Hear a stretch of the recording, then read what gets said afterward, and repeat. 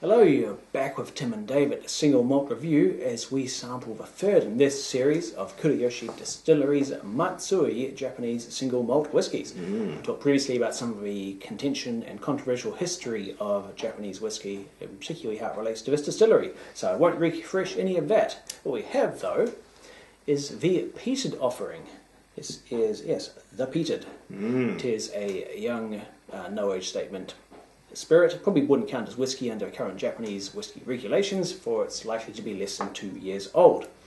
I believe the peated malt is likely imported from Scotland, as is so often the case with internationally made peated whiskey.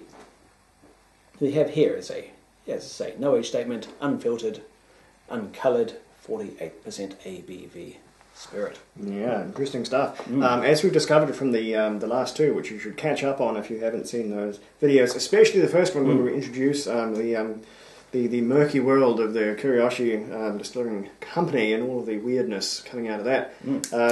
But from the overriding note from the last two bottlings that we tried is that this is staggeringly young whiskey, and I think I have sort of high hopes for this one because if there's one whiskey style that's going to survive being staggeringly young, it's peated.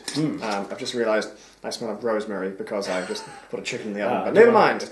Never mind. We will eliminate rosemary from our nosings, as this is very unlikely to contain it. So this is really bourbon cask matured, as was the majority of the cases for previous two. No novel finish this time, unlike the others. It's going to be artwork on the label, much like with the Mizunara cask.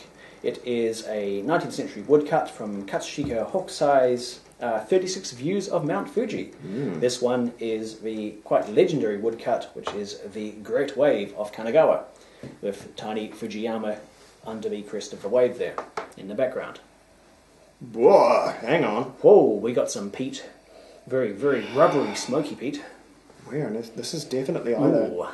This is Isla peat for sure, but this is like the rubber on a new shoe, on a shoe sole. I've seen some reviews talking about this one being such almost a burnt rubber nose, and I see where they're coming from. Wow. That's downright acrid almost. Never has burnt rubber been more real. I mean, I've described some whiskies in the past as being, having a bit of that the Isla tire fire, but this one, you're the tires. It smells like a puncture repair kit, honestly. This is astonishing. We've never had a peated spirit this young. So it could well be it's the mineral nature of the smoke here is reminding me of some of the very early what's the young distillery in Isla? We've seen quite a lot of them. Killoman, some of the really early Killomans when they were bottled all super strong and the peating just seemed barely 3 years old. Really sooty and really real. This kind of reminds me, and it's not a bad thing necessarily, of Killoman, but that is borderline. If this was any sootier, this would be a bad experience. This would be an offensive nose. It is mellowing nicely with exposure to the air, I think. Because it's been in that bottle the whole time, it's had no air exposure. It's getting better. Even better, I'm just getting used to it. There is almost no whiskey in here. It is nothing but this incredible, sooty, smouldering, smoking peat. It's a really weird experience. It is so rubbery. I'm having trouble pinning it down as a peat aroma. Yeah. Very bizarre. The bicycle puncture repair kit is my strongest nosing comparison. That's crazy. Wow. I would call this, I've never meant this more, bituminous is what this one smells of.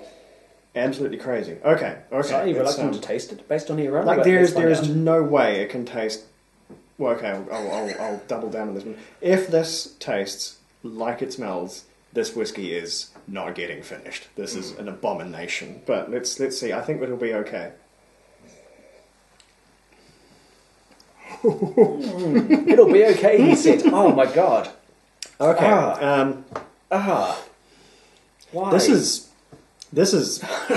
holy crap. This is really interesting. This is in one way. This is a disaster. We should be upfront about this. This is a disaster of whiskey. This is a beautiful disaster, though. I want to know how this happened. I want to know how this was determined to be ready to sell. It's entirely possible that all Islay whiskies start out tasting like this, and we just don't know. We never had new make Islay Spirit, probably for good reason. But this is radically this is radically sooty stuff.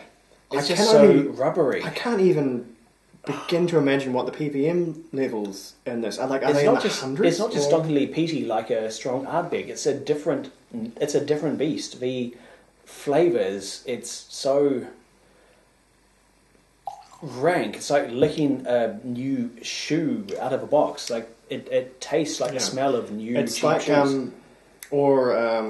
like potently new car. Like new car on its first hot day, like fresh plastics. I'm sorry. That's language here. That hasn't not helped. The situation has not improved. To quote Henry Jones Sr. No, I don't think we've ever been in this position before. We've tasted some pretty ropey stuff. I don't think this should have been made. Okay, the water has brought out an interesting woody note which wasn't there before. I assume it's some of it, the young bourbon cask influence. I'm going to have another sip just so I can expound on this like some kind of pretend professional on the internet. I mean, there is, and especially with water, there is whiskey in here. There is a little bit of citrus. There's a little bit of vanilla. But you have to be a fireman to get through the smoking, like half burned down shopping mall of peat to get to any of this. And the way that it clings to the throat and just keeps on going, it is wild in a way that I never thought I would see. The water has made that smoke a little more peaty and a little bit less rubbery, but it still hasn't saved it. This is still... if Gwen Stefani were here, she might declare that this is in fact bananas. I don't know. This is... We've tasted some crazy stuff here on the channel. Yeah. This is crazy on... Well, it's crazy to taste. It's a crazy thing to put in your mouth. It is a crazy thing to put in a bottle and put on the shelf. How this got through... Like, how someone was like, drink it, thumbs up, yes, put it out to market, definitely ready. This is the reason it came in a 3-pack with the other 2 Matsui single malts. Holy moly. Burnt lads here, but... Well, I was right. It is a wild card. No. The peat... I don't think I'm going to finish this. This is a first. I may not finish this glass of whiskey. That is so weird, man. That is so weird. A respected whiskey commentator who I follow once noted that there's no such thing really as bad whiskey, but no distiller makes something and bottles it and decides to sell it thinking, yep, this is bad, this is not worth selling. It's all subjective opinion. There is some whiskey people don't like, but none of it's objectively bad.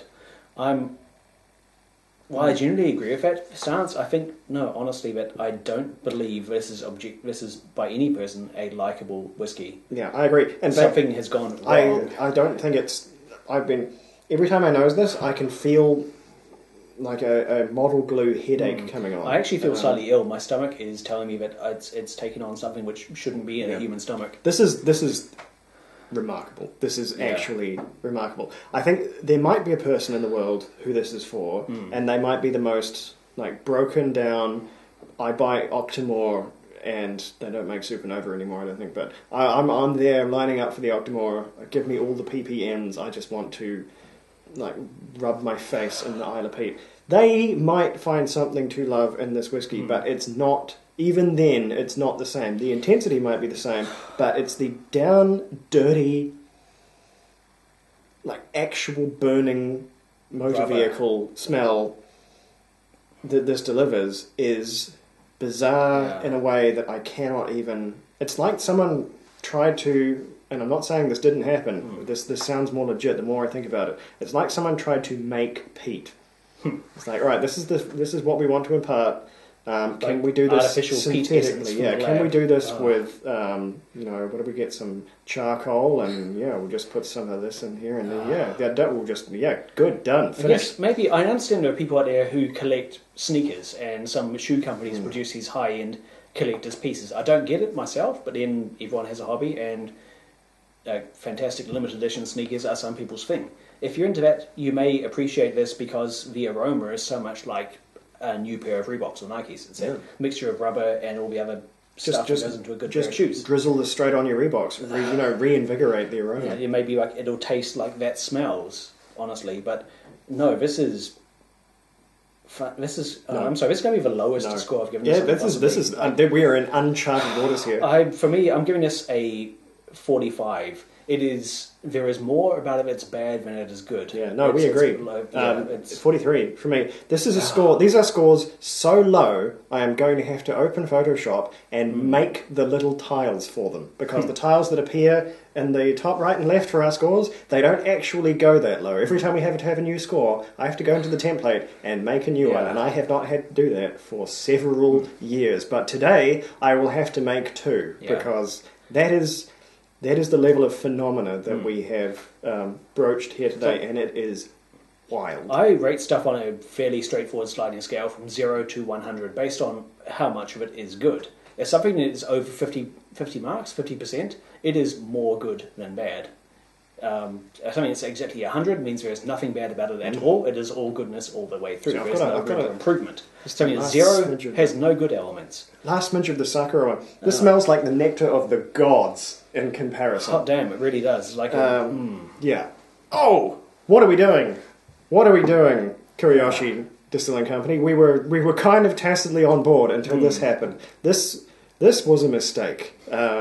There is no way out from this. This was a mistake. Some real miscarriage of quality control happened here for this to end up on the market.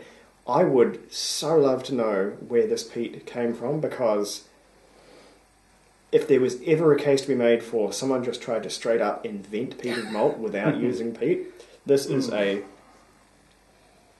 a contender right here. This is like nothing that I've ever noticed out of Scotland.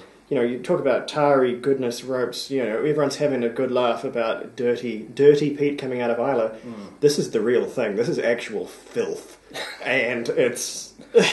We were, a few months ago, for reasons I can't bother going into, we were out in the countryside and we were downwind of a literal tyre fire. Millions of illegally dumped tyres got set on fire. I remember that tyre fire, and the fumes sprayed on us. I ended up wearing a filter mask for most of the afternoon because of my asthma.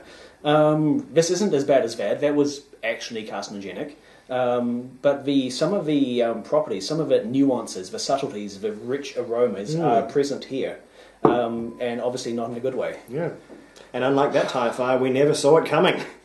I don't think we've got anything more to say about this. No. This is unprecedented. If you've tried it, please do tell us how your experience went. If you found things to enjoy about it, then please tell us. We're happy to know, because obviously taste is subjective. You may love this. And if you did, I'd be genuinely fascinated to hear your opinions. Anyone who loves this needs to tell us in the comments and then just sign themselves into the nearest police station, because that's against the law. This is too crazy. This is the unprecedented times here on the Single Malt Review. I'm glad we looked at this one. I now have to, I don't know, I just run this glass under the tap for the rest of the evening until it's made safe. But yeah, this has been extremely exciting. I hope you have found this as exciting as we have on this journey of shocking discovery. We'll look forward to the documentary on how the crap this came about, maybe in the coming years, because this I need to know now. I need to know the sordid history of how this abomination got made. Good grief! Good grief, and it's such a nice photo as well. Such a nice picture of the classic Great Wave. Of the canoes, and no, didn't deserve this. Didn't deserve this, neither did our palates, but we will struggle onwards. All right, that's, I think, a fitting end to this week's session on the whiskey. I don't think anything can follow that, or should follow that. So this has been the Single Malt Review. You might get a bonus beer in, will you? Who knows? That will be for us to know and you to find out. So, Slanja, I guess we're going to go and dispose of this safely now, because I have to make my partner try this. She's going to flip her shit. I think this may be the value in this bottle. We're going to bring this to every party we go to. We're going to share it around. We're going to watch the faces and revel, and then be really, really horrified when that guy likes it. It's like, well, now we know. Now we know who the broken person is here for the peat. But anyway, enough. Cut.